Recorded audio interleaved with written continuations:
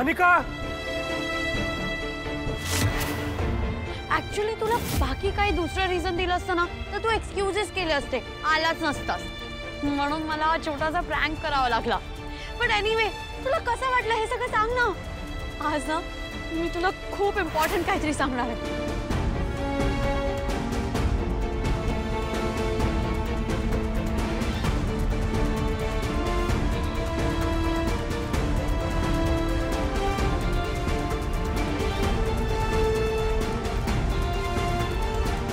आता काय झालं मूड ऑफ व्हायला?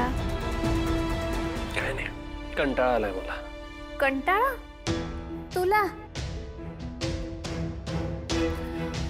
पण तू तर कमळीला घेऊन फिरायला गेला होतास ना, मग काय झालं? वहिनी, मी आजोबांना घेऊन गेलो होतो. कमळी फक्त बरोबर आली होती माझ्या.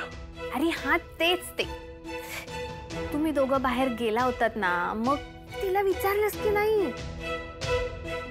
कशाबद्दल?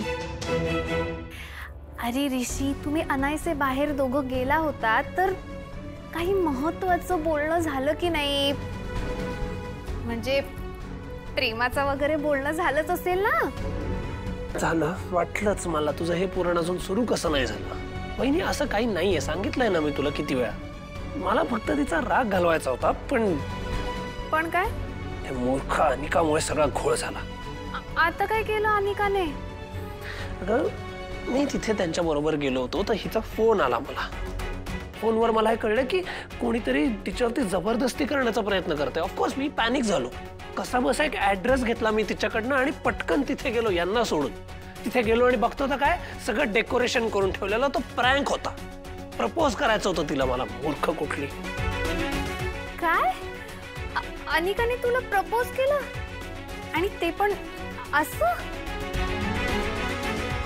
अरे तिला माहिती होतं ना तू आजोबांना घेऊन बाहेर फिरायला गेलायस, मग असं कसं करू शकते ती?